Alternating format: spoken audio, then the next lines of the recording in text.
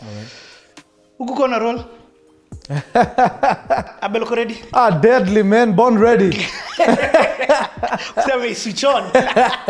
Let's do this, bana. Turn the cars. Ladies and gentlemen, boys and girls, welcome to another session of the Playhouse. This one you didn't see coming because ulikuwa umenibox tu na ongea na veteran musicians. You didn't see this amazing story coming your way. This one, I promise you are going to enjoy it to the max. With me, I have got a actor. I've got a stand-up comedian. I've got a comedian who acts. I've got a script writer. I've got a business owner. I've got a content creator. Yeah. I've got hands down. If you're in the creative industry in Eastern Africa, heck, in Africa, you must watch this interview. This is going to be one entertaining, inspiring, educative session, CTA session. So ladies and gentlemen, boys and girls, for those of you wondering who this is, put your hands together for none other than Abel Mutua. Wewe, unaweka ile sauti, Hey Richie, bro, unaweza paka mtu mafuta. Richie, unaweza uzia nyoka stockings.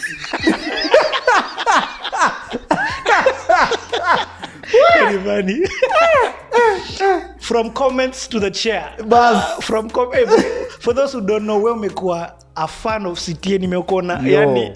Let me tell you, I stumbled upon you during whose interview? Juliani. Juliani. Hiyo ni before hata uende break. Before uende break. Break kwanza. Hiyo. Cocaine. Wewe na kada wanafaa wakutafute. Wewe. Addiction. Maze Juliani, nameless. Hiyo squad yote ya kina Angela Mwandanda. Bro, when ni day one. Yo. I don't think there's an interview I haven't watched. What? I don't think so. Umewachia Modhoni? Okay. Bro. Hey, Modhoni ulitupiga. No, I can tell you there's one you've not watched. Let me tell you. CTA, there was a time where we're interviewing. Yeah. Where I was not just interviewing musicians. Yes. Nime interview, for example, a guy Pastor Mureithi Wanjao. Nime interview a lady called Joyce Mbaya. A guy called Mwenesi. Those are entrepreneurs. Bado on CTA. Which ones? Those were hizo ni kitambo. Before uko wakati you are doing them in some building somewhere. Yes. Kwa kiofisi. Uko iko enzi za Google? No. After Google. Yeah. Anyway, boss. Sawa. But true story maze hadn't fun. And even me, let me say, yani, your content like I am a super fan of what it is that you are doing. Walai. And I only know a little bit about what you're doing. Yeah. I haven't known that, and I'm sure even as we continue this conversation, to understand when do you ulifanya hii. Correct. But your content on YouTube, hands down, bro. Umenimaliza. Richie, hata nyi watu uptown mnashika hii mshengi yote. Nimenashika 75%. Nice one. That's an A. Hiyo iko sawa. 75% naishika. That's an A. But that's why I said I have to have you here. Correct. Because I love the story and I want to find out. Yes.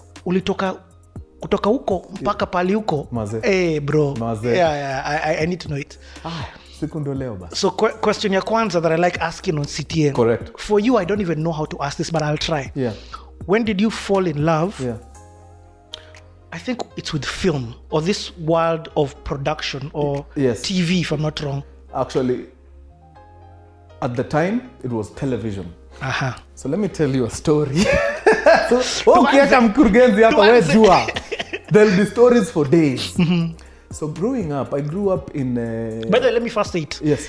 Me, I will ask anytime I don't understand something. Oh, yes. Nitauliza. Yeah. Usikubali kitu ikupite. Just ask. So I grew up in Umoja, like the first half of my life. Umoja 1 estate. So pale Umoja 1, of course nilikuwa mimi, Mathe. Bro, at the time... No, hakuwa amezaliwa yet. So when were you born? Yeah? When were you born? 86. I was born in 1986. What? Yeah. I'm 34, man. Bro, na umeaccomplish hizi vitu zote. Na bado. Buda, na vile watu hapa ndio wananiambia 34 ni nyingi. You're still Agpo. Hujapita Agpo? Bado. Tenda tuna apply mbaya sana wewe. Yeah, so in sometime in the 90s, 1989, 1990. we got, you know those old TVs zilikuwa na body ni Formica. Sijui kama ulipata hizo vitu. Brand ilikuwa inaitwa National. Remote ilikuwa ni wewe na kapliers. Mnashinda hii kitu. So my dad got us a TV. Back then I think I was 4. I was 4 years old. Me tulikuwa radio ndio ilikuwa order of the day. TV wasn't something hata tungefikiria kuown at the time.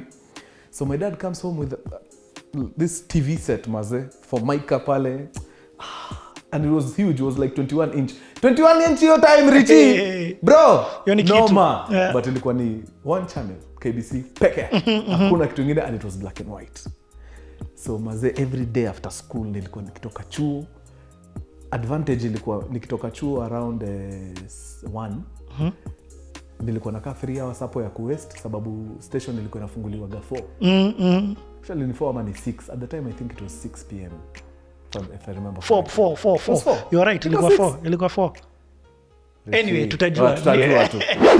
Let's talk about the Voice of Kenya for a brief moment. Voice of Kenya was state-run, state-owned, therefore meaning that it was largely a propaganda machine, particularly around news time and those bits of non-news programming that still had to do with Kenya. So there was Mambo Leo, Yaliyotokea, Dunia Wiki Hii, and then you had your Kiswahili broadcast at 7, your English broadcast at 9. The station started at 5. A lot of people think 4. 4 was later on. It started at 5. Kifungua Kituo started the national anthem. I don't remember if there were prayers or something, but it started the national anthem, and then they'd play Shakespeare for about an hour, because a lot of the programming would come from Britain or from Germany. Is that why we had that German, you know, that competition thing? Telematch. Okay. Telematch. Do I remember it started 6, then ikakuja 4 at some point. But hey, confirm. Okay. Yeah, so maze nikaanza tu kuwatch telly hapo maze. And hakukuwa na shows. Hapo kulikuwa na boy alikuwa anaitwa Chris Kubasu, alikuwa na show inaitwa Insight. Very boring for a 4-year-old. Lakini juu this was a new thing. It's a TV, bro. Most of the time umezoea audio. Juu ni radio. Us guys grew up on radio. Sasa TV ndio imekam. Bana, I used to watch everything from hiyo time, station opening to station close down. Sure. Hiyo ilikuwa ni standard. So I got so attracted to this thing. Baka I had crammed the way the shows follow each other from Sunday to Sunday. Like I was entertainment when wagenis wanna come home. Naitwa na mother. Come, Abel. My son is a genius. Tell them, Wednesday 8:30. Dunia Wiki Hii. Yeah! They get excited. Unakumbuka? Do you remember it till today? Wild Rose ilikamu saa ngapi? 9:30 mzee. No one but you. 9:30 mzee. Tropical Heat. 9:30 mzee. No, though kuna moja ilikuwa na 10:30. Ilikuwa gani? Tropical Heat. Tropical Heat 10:30. Ilikuwa round cheese. Ilikuwa inaanza hivi mzee dem na bikini kwa beach. Buda. So this thing used to be it's the time guide. I forgot what its name, but ilikuwa kwa newspaper. Yes, every Sunday they used to publish the walikuwa naita program lineup. Yes, program Sunday lineup to Sunday. Bro. You remember? On Sunday Nation. I had crammed the whole thing, man. So ilikuwa gani hivyo? Ask him a random one. Tuesday 8:30. I give him. Yani ilikuwa na wabamba. So hiyo ni around 89, 90. Then something happens in 91. 92. Sorry. Hold on, you had crammed this when you were 4. 4! You guy, I can't even. I was a toddler. As in ni norma. Yeah, ni norma. Yeah. So around 92, something happens. So we live in Umoja. We're still living in Umoja at the time. Around sasa I have my young bro with me. Amezaliwa. He's born 91. Then kuna hii kitu ya watu wa Western na Nyanza sijui ka siku hizi wanafanyaga hivyo. Zamani they used to travel for holidays. So they take the last month as their annual leave. So end of November wanaenda Ocha. And for them going to Ushago was an event. As in they used to carry back their sofa sets. What? Yeah. It was a thing. I don't know whether they still do that nowadays, but I guess squeezy travel has become so nini baka. So those days ilikuwa mazee Omondi fulani ama Wafula fulani akienda Ushago anabeba vitu So our good friend, our good neighbor, Mr. Ochieng. Mr. Ochieng decides to go to Ushago December of 92. So what does he do? He carries everything that can be used huko. So couch, nini, jiko ya kupikia, stoves, puts them in a pickup and goes. But there are things that he has that cannot apply there. Why? Juu hakuna stima. So what does he do? He leaves them with us. Understand? This is 92. Amongst the things Bwana Ochieng leaves with us is a Sony. I was waiting to scare Nika TV. Is a Sony TV, 14-inch color. So you see black Bro, and white.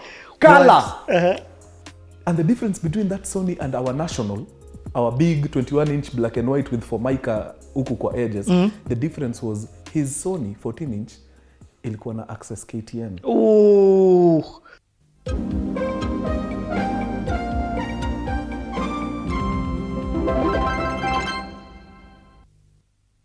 Bra. Okay, so before this, you're only catching KBC. KBC. So me, I'm at the mercy of those guys. Whatever they want to give us, me, I take.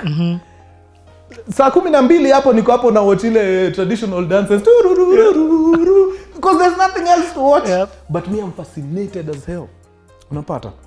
So Mr. Ochieng leaves us with a TV set. Iko hapo. My mom is church girl Kuruka. Okay, she passed away. Anasema tusiguze vitu za wenyewe. So the TV is packed there. Hakuna mtu anaiguza. But me, I'm curious. So one time, mother decides to go to work. Akaiwacha hapo. I went and took the cord. Nikaenda nika-plug in kwa stima pale. Nikatandikwa shock ya kimataifa. Yani, I was electrocuted so hard. I think, karibu ni dead hiyo siku. What? But ndio ujue love yangu for telly ilikuwa something else. You know, kawaida toi, I was 6 at the time. Ukipigwa shock your design, you know you'll never go. Never. Bro, hata 2 days hazikuisha. I was there again, trying to plug it in. Because hii TV lazima iwake. Lazima iwake. So maze, pap, nika plug it in, switched it on, nikaiwasha. Maze, inawaka tu hivi maze, the thing was already set on KTN. Yeah. So what I didn't know, ni kwamba during the weekend, wakati, I think I had gone to a cousin of mine in South B. My dad had already done the plugins na kila kitu. The aerial. Because to get KTN, yes, you had to have bought the antenna. Yes. Exactly. So ameenda ameshikanisha. There's a whole, as in sijui alikuwa amepiga hiyo nini aje. But kila time wakienda job walikuwa na disconnect, wanaifunga vizuri kabisa. Ndio just in case Mr. Ochieng akikam, kusikuwe na problem, yapatiwe tu TV yake. Maze na washa hivi napata KTN. Bro. So now I have options. In the morning I discover they have cartoons, you guys. Kwisha. I knew from that time, I knew this is where I want to be. What? This is exactly what I want to do. Club Kiboko. Bra. Akina Seba Riders ilikuwa KBC ama ilikuwa KBC. Alafu NBA. Yeah, after bro. On Sunday. Yani, me, I was sold. I knew this is where I want to work. Nikikuwa mkubwa. At the time I was like 6 or 7. What? So I started pounding it in my mom. Yo, mami, hii kitu ya TV nataka kujua how it works. I want to know how this thing works. So ilifika point man, I was, unajua hapa mpaka mama kaamua, you know what, I've had enough. Wacha nitafute nione vile tunaweza saidia huyo mtoto. So kwa prize giving day so kwanza ulienda Primo wapi? So Primo, hii time tunasumbuana nikiwa 6 years old nini niko kwa Montessori school fulani iko Umoja One Market. It's a Catholic Umoja One Catholic Church. They had a nursery school Montessori system. So hapo ndio nilikuwa for I think nursery and pre-unit. Then class 1 in 1993 I went to Unity Primary in Umoja. All this time I'm still yapping. Kumbuka story ya Mr. Ochieng na the color TV was happening in 92 when I was in pre-unit. So 93 nishaingia class 1 Unity Primary, me I'm still hapa nataka kujua hii kitu. Maze, can we get another TV yenye inashika KTN angalau? So mom, of course, do hakuna. So tuli survive na ako ka-TV ketu kafomaika for so long. But because nilikuwa hapa kila time, the following year in 94, I was now in class 2. Life imetuchapa hata tumetoka Umoja, now we are living in Kayole. Uko Kayole 1. Imetugonga deadly. So by the any nini ya ku on TV, forget. Your priority. Yes, how? It's not happening. Unahitaji nyumba. Maze. We are downgrading bana. Walapo unasema tununue TV, wewe kichwa yako ni mzuri. So we've left Umoja, we've gone to Kayole. Now I'm in a school called Kayole 1 Primary. Head teacher anaitwa Mr. Kwajumbe. Is he alive? Itabidi nimtafute. So during closing days, ilikuwa mzazi anakam ndio angalie nini progress ya mwanafunzi. I don't know if they still do that to date. Oh yeah, they do actually. So during those 2 meetings, my mom gets to talk to Mr. Kwajumbe, the principal. What does she tell him? Mazee, huyu kijana wangu ananisumbua sana na historia ya TV. Kuna kuaga na hizi educational trips, mnaweza wapeleka hata kama ni KBC, waone vile hii kitu inafanywa. Mr. Kwajumbe tells my mom, unajua my nephew is an editor at KBC. Ameshinda akinisumbua. Anataka nilete watoto. What? Wapi? Wako na kipindi inaitwa Children's Variety on KBC. So every Saturday watoto wanaenda huko wana perform verses, poems nini, wakizurura kwa studio wakiangalia, then they're recorded and the show is transmitted. So on Saturdays kulikuwa na show inaitwa Children's Variety and I used to watch it on KBC. Na wanatoa watoto wa Busara Academy, Plainsview. Natamaa mbaya. Mazee, Mr. Kwajumbe tells my mom, in fact me I didn't think kuna mtu anaweza kuwa na interest hii kitu. Let me talk to the editor. He's my nephew. So Mr. Kwajumbe talks to the editor, KBC, anaambiwa bro, immediately they open. Si unaona hii sasa ni pale closing day. Yeah. Immediately they open, I'm giving you the first slot. No way. Yes. So in 1994, second term, we go to KBC for Children's Variety. Okay bro, ebu unajua hii ni CTA tunaenda slowly. So yes, your story, you know, people see you now. Yes. And they don't understand pali love ilitoka. That's Bro. why I like asking, ebu niambie kutoka mwanzo, from the beginning, tell me where it started. Toddler. Mi kuna kitu umesema that is really sticking in my head. Yes. You were disturbing your mom so much. Yes. About this thing. Yeah. What are you telling her? What are you asking? Unataka I just want to see vile hizi shows zinatengenezwa.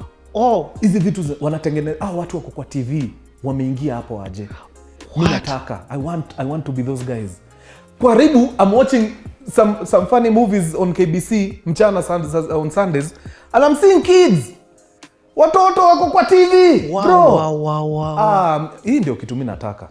So wase wamefanya nini ndio wakwe hapa. Na usiniambie ati historia ati nisome nimalize. No, I'm seeing kids. Ini watoto. Hey, I'm seeing kids. Family Matters. Family Matters iko hapo. 2 to 7. Rainbow Surprise. Alf.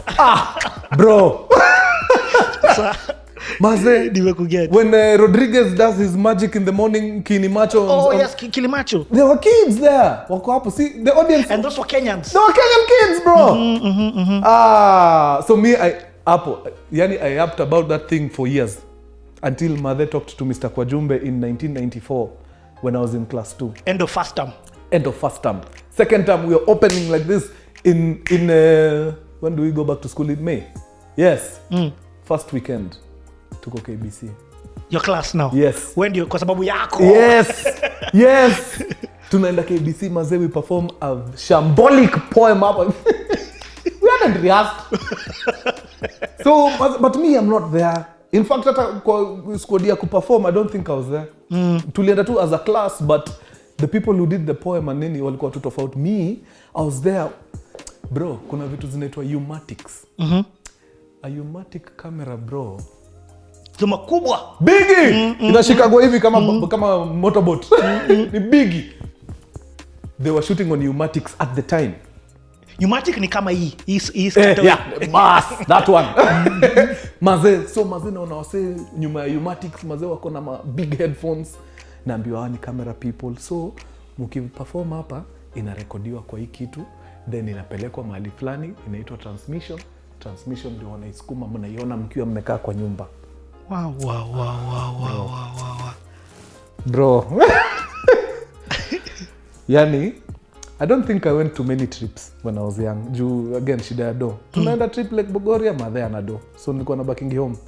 But that KBC trip, that one, siwezi sahau. And I'll never forget it. Hiyo ndio reason niko hapa sasa ni juu ya that single trip that I went in 1994 May. Ndio reason nimeketi kwa hii kiti leo. That's crazy. Yes. So of course as I'm getting older, hii story na progress. Itaenda tu. So kutakuwa na other catalyst. Na tuko na time. So when nipeleke sasa. But hii ndio ilikuwa the seed. This was it. Kama ulikuwa na doubts, ika segment. Yeah. This was it. I knew for a fact. First of all, I'm ending up on TV.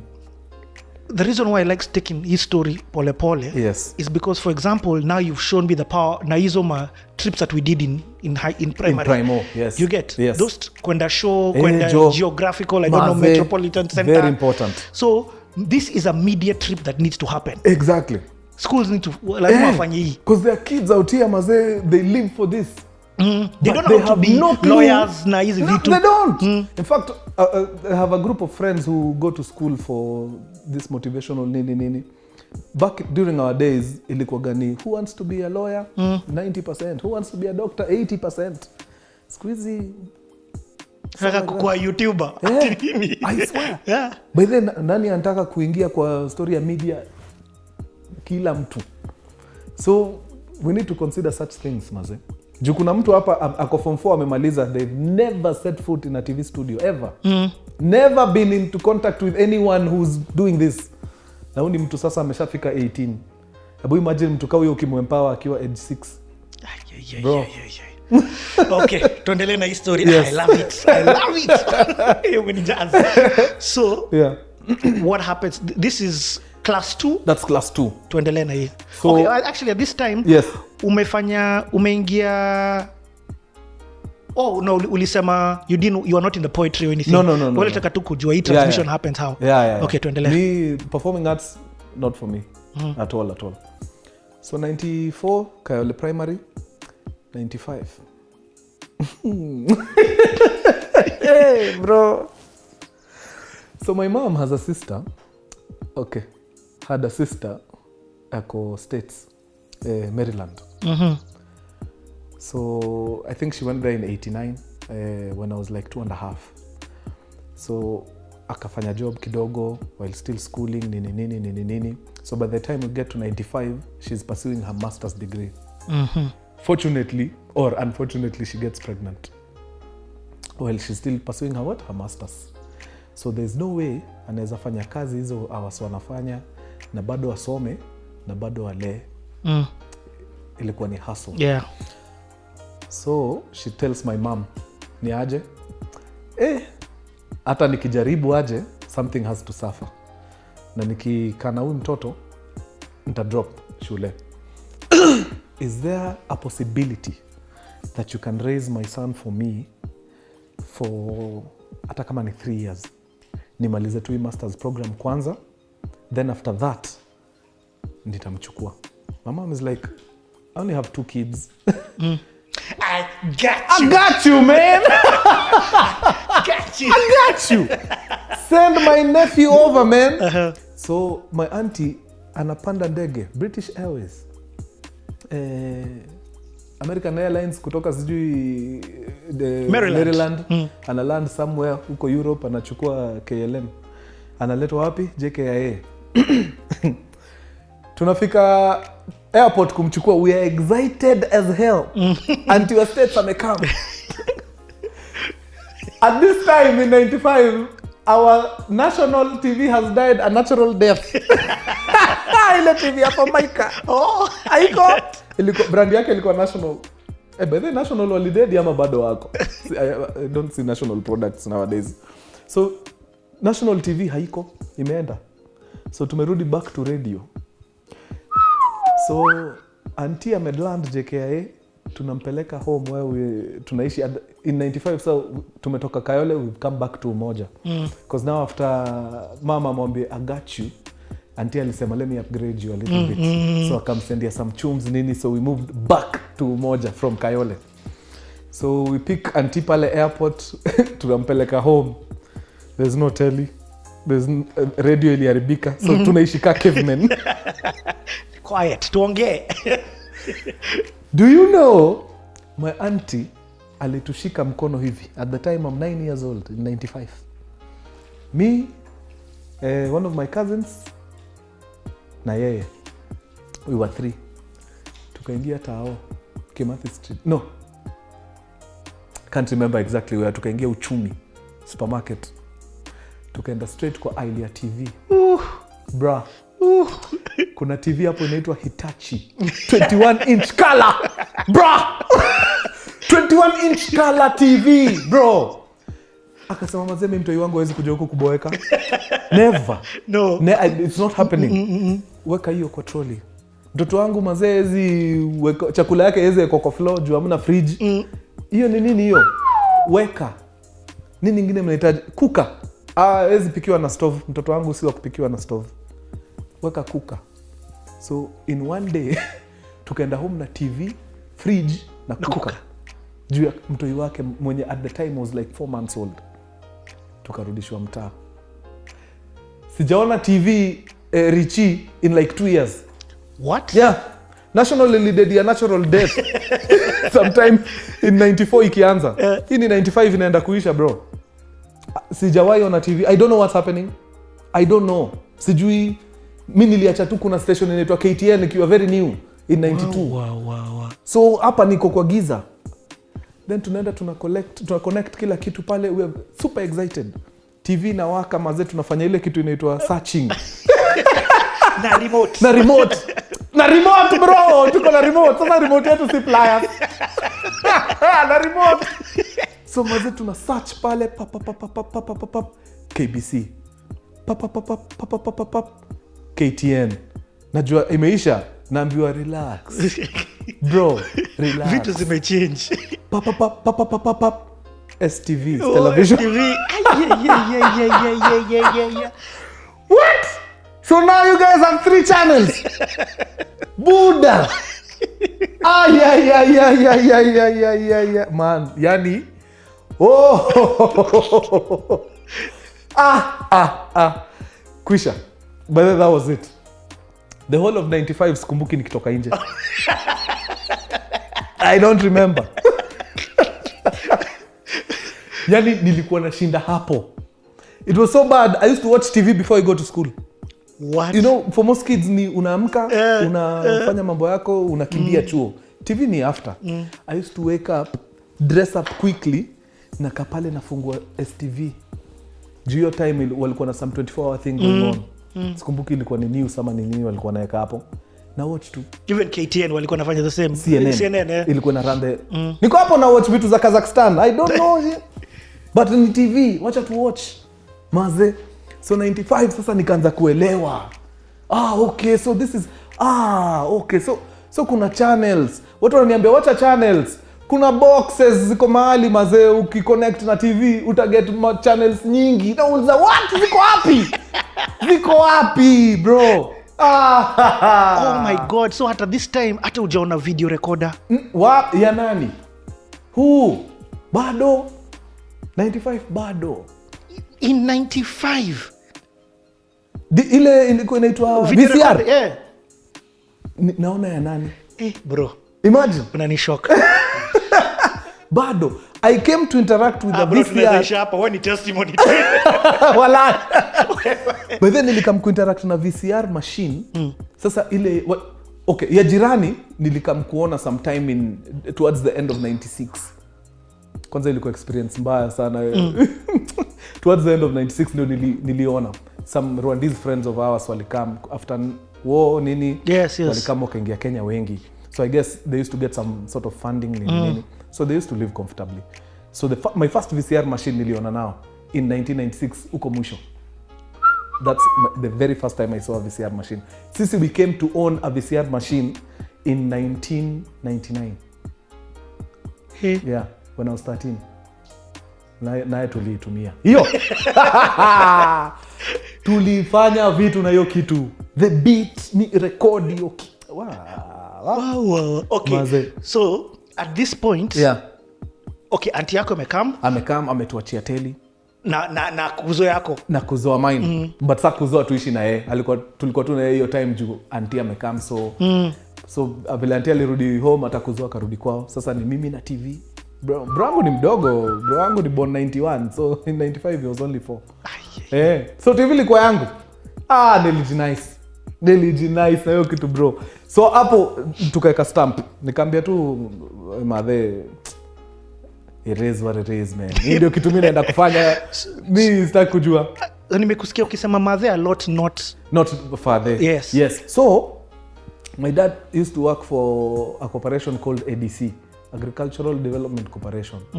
Na walikuwa na travel sana. So he was rarely in the picture. Then I came to discover later pia hawakuwa in very good terms with my mom. So tuliishi na yeye until around 91. 91. But by the time bro wangu anazaliwa hata sidhani, I think I saw him like once or twice after 91. Wow. Yeah, akaona tu family wasn't for him. So anytime madhe alikuwa na kama dai madhe niko na ball, I guess alikuwa tu anachoka anapotea. So when my bro alizaliwa madhe, second baby, wewe kwenda huko. Okay, so yeah madhe. So he left us sometime in I think 92 or something. Alikuwa na come like once or twice. But by 95 hakuwa. And you don't have to answer, but if you don't want. And again, I say on CTME, nauliza tu just to understand. Yes. Have you and him from that time? Yes. Yeah, we've met once. Once. Once. There was nothing to write home about. Nikasema, adios muchacho. It's been real. We met once, I think in 2012. Thereabout. What, is it you who wanted to meet? No, actually I was tricked into meeting him. My relatives from that side, I guess waliona ni kama mimi sitaki kumuona, which wasn't the case. Hiyo avenue tu ndio haikujipresent. Okay. Although pia mimi I wasn't deliberately like searching for him. But hao wakajijazia, maybe huyu kijana hataki kuona mzae wake, wacha tumtrika kama. So one of my uncles calls me and ananiambia, niko na mbuzi hapa nimechinja, mazina ni nyingi nashindwa kumaliza. Si ukam umeume. I'm like, nyama. Wewe. So I go to his house in Kenyatta Road. Mazena, I'm seeing my aunties. People I hadn't seen in close to 13-14 years. Nashindwa what? Ni aje? So kwanza wananiona hata wanisalimi, they all break down. Wanalia. So me I'm confused bana, kijana wa Kibira hapa, just where is the environment? Yeah, so eventually my dad comes out from the house, maze, and we shake hands. Umekuaje? Nimekuwa sawa. Wewe umekuaje? Nimekuwa tu sawa. Okay. Tukule nyama. Yeah. So tukaongea, unafanya nini sahi? Na pursue mambo ya TV. Yeah, nimefanya tu vipindi hapa na pale. Wewe? Mimi napambana na life tu. Sina job. Yeah, niko mahali panaitwa Kantafu huko Kangundo Road. Nimeapply to nenitwa states kidogo, ikikam sawa, isipo sawa.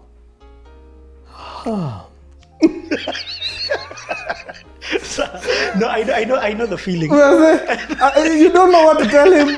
Niambie nini. So we were there in silence for like a whole 20 minutes. I was like, this is awkward, bro. What's your bro? It's been real, maze. Shukran sana, asante sana. Wapi hiyo nyama bana?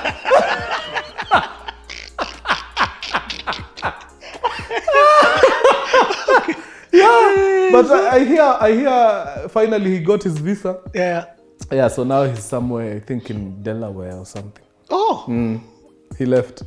But I knew the guy did not want anything to do with kids. Imagine after tuachane in 91. Yeah. I was meeting him in 2012. How many years are those? That's a lot. 91 to 201 to 20. That's 21 years. No, 21. 21 years. No kids. None, not even one. Nikajua yenyewe ubazenga hakuwa anataka story yetu. Huyu watana na yeye ende Delaware. Yako tu sawa. Okay, that was it. So I met him once. Okay. I mean, it's Hey, yani Abel. Yes. Back. So 95 TV imekam, 96 mini bola huko mtamba sana, bado niko Umoja. But auntie now is sending us tunes juu tunaishi na mtoto wake. So my mama kanitoa public school, nikaenda shule inaitwa St Mary Academy, Donholm. So now I'm interacting with akina Pastor Monish's kids. Some wananionyesha radio fulani ziko na mavitu. Yani hii ni radio, hapa inacheza tape, hapa unaweza weka CV kutafutia job. Yani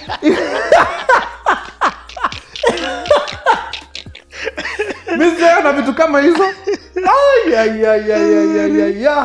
So now nikaanza kuona okay, so ile life si uishi pale Umoja, there is more to the world than hii maisha tunaishi hapa. Na hapa si atuongee juu ya Runda ama Lavi. It's just Doni. It's just Donholm, bro. Next door, bro. But maze Doni, hey. We should be living like this, man. So nikaanza kuget hiyo jia kutoa madhe kwa hizi shida. Oh, nice. Maze. So by this time I've already read a few things hapa na pale. Sasa nishaanza kuelewa. How old are you? At the time 96, I'm like 10. Gosh. Yeah, 10 years old. So now I discover kumbe wase wana acting kwa TV wanalipwa, they are millionaires, they are rich people. So nikiingia kwa hii TV by then nazatoa madhangu huku, nimpeleke places deadly. I'm interacting with kids, wanani introduce kwa wase wanaitwa akina Magda Cascos. Akina Nicolas Cage, John Travolta, Arnold Schwarzenegger, sasa ndio Sylvester Stallone, man. Wesley Snipes, Jean-Claude Van Damme. Waniambia maze films. Sasa hiyo TV ni poa, lakini kuna kitu inaitwa films. Na si lazima ati hata mkweti na VCR na no. Tafuta kwa market huko, kuna places 5 bob una watch 5 bob. Na kachini naona sinema 5 bob. Mama yangu anaenda kufurahi. Hiyo handbag nitaingia. So nikakuwa introduced to cinema za mtaa. Okay, tell me about me. I have never attended a cinema ya mtaa. Explain to me this experience. So cinema ya mtaa, bro, ni some structure, nika kibanda. Unachiki kama hizi vitu tumejenga hapa nje. Wooden structure with very bad sound and a 21-inch TV. Pale nje wako na blackboard nje right before uingie. Wanaandika hapo saa 2 mpaka saa 4 First Blood, Sylvester Stallone. Mnaenda break saa 5 mpaka saa 7 Commando, Arnold Schwarzenegger. Hapa chini saa 8 mpaka saa 10 Face Off, Nicolas Cage. Alafu John Travolta. John Travolta. Alafu mnapotea kwanza, hakuna kitu. Then pale mwisho kabisa saa 3 usiku, Love in the Roses. Hiyo unajua, hey. So unakaa na 5 bob na kuna waiter hapo nje, unampatia 5 bob, unaingia 5 bob, unaingia, mna watch, ikisha mnatolewa. So basically it's IMAX. Yes, ya mtaa. Exactly. Bas IMAX ya mtaa. So now people are using them to show soccer. Your time soccer iko big deal.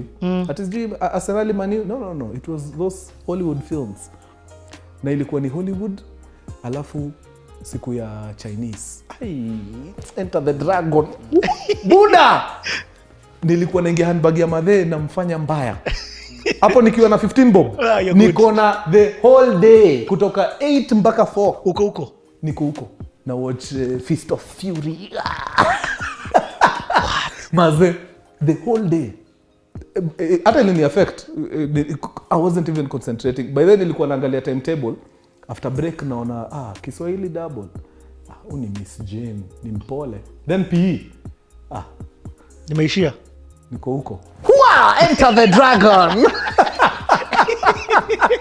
Maze, but I was thrashed thoroughly vile madhe alijua nimekuwa nikiskype chuo. Naenda amenipeleka private school sasa. So tunalipa fee. Alafu kijana anahepa aende aone Fist of Fury. Are you mad? Yeah, so maze, my love for film ikaanzia hapo. And in it, what was it? It was just watching it. Yeah. It's entertaining. Unatoka hapo maze, unataka kuchapa kila mtu. Maze inakupatia powers. Unaenda ukichokozana. Buda nini? Unapigwa unaenda home. Kumbe hizi sinema jo. Kuna slow motion. Maze. Yeah, so tukaingia so now I was well versed with now TV and film. Vizuri kabisa. But sahi niko huko mini spectator. Ile aji ya kuingia kidogo naanza kuona ni pipe dream. Juu hapa shule tunasomeshwa story ya capillaries nini. Kila mtu anataka tu tukue daktari na lawyers. Acha nikuwe pilot basi. Hii film naona sasa at this point wacha ikuwe hobby. Nifanye tu juu napenda but career wise sioni. Na chuo sahi at this time umeingia anything artsy? Nothing. But kumbe deep down it's a talent that I have but nobody knows. Mi sijui. Nobody around me. Even you ujui? I don't know. So me I'm able to imitate people huko watu wanacheka but your story inaishi hapo. Mi niko among noise makers niko hapo na nijuu I'm entertaining people huko nyuma kwa kona ya class.